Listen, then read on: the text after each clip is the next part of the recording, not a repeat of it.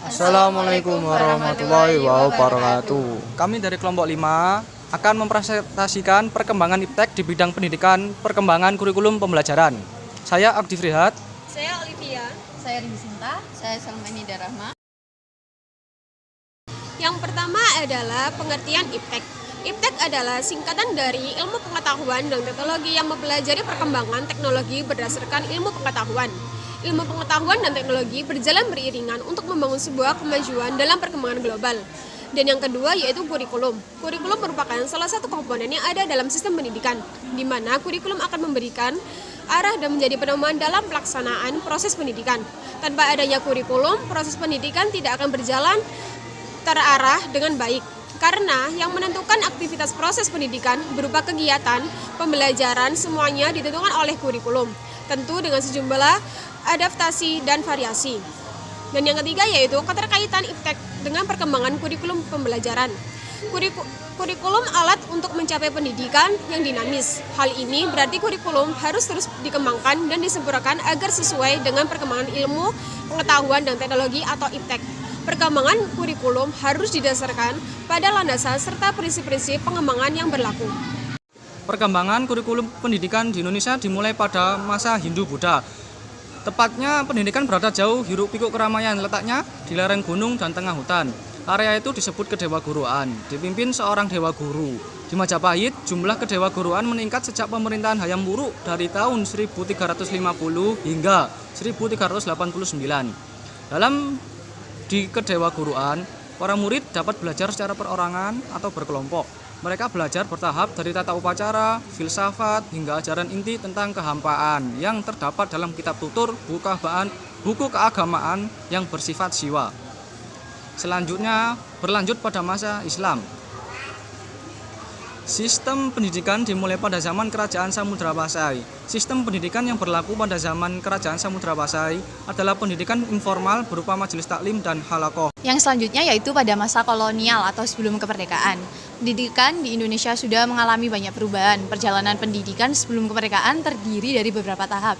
Yang pertama, pada tahun 1954 berdirinya Sekolah Kedokteran atau Stovia. Yang kedua, pada tahun 1922 berdirinya Taman Siswa. Selanjutnya, yang terakhir, yaitu pada masa pasca kemerdekaan, kondisi pendidikan di Indonesia mengarah pada perubahan proses pembelajaran dan landasan pendidikan, di mana pendidikan di Indonesia pada abad 21 menjadikan abad globalisasi.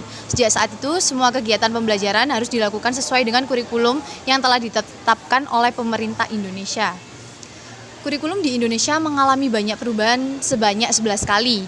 Yang pertama yaitu kurikulum rencana pelajaran 1947, yang kedua rencana pendidikan 1964, yang ketiga kurikulum 1968, yang keempat kurikulum 1975, yang kelima kurikulum 1984, yang keenam kurikulum 1994, yang ketujuh kurikulum berbasis kompetensi 2004, yang kedelapan kurikulum tingkat satuan pendidikan, yang kesembilan kurikulum 2013, yang kesepuluh 2013 revisi kurikulum 2013. Yang terakhir yaitu sekarang diterapkan adalah kurikulum Merdeka, di mana kurikulum ini disesuaikan dengan kebutuhan belajar dan minat peserta didik. Selanjutnya ada pengaruh perkembangan IPTEK terhadap pendidikan kurikulum.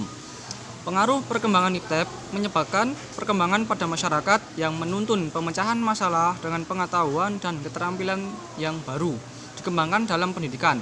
Oleh sebab itu, perlu usaha yang terus-menerus dalam pengembangan kurikulum pembelajaran.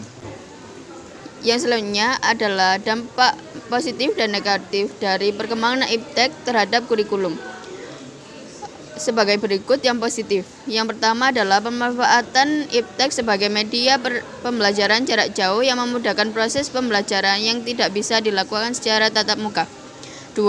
Pemanfaatan IPTEK sebagai sarana mendapatkan informasi dan ilmu pengetahuan yang lebih luas dan akurat untuk meningkatkan pengetahuan. Yang ketiga, pemanfaatan IPTEK sebagai media pembelajaran membentuk audio visual yang membuat siswa lebih menarik untuk belajar. Yaitu yang kedua ada negatif. Yang pertama, penyalahgunaan IPTEK untuk melakukan tindak kriminal dan tidak dibenarkan. Kedua, kecenderungan penggunaan IPTEK memunculkan budaya instan yang membuat proses belajar panjang ditinggalkan, menyebabkan siswa kurang peduli akan proses pembelajaran.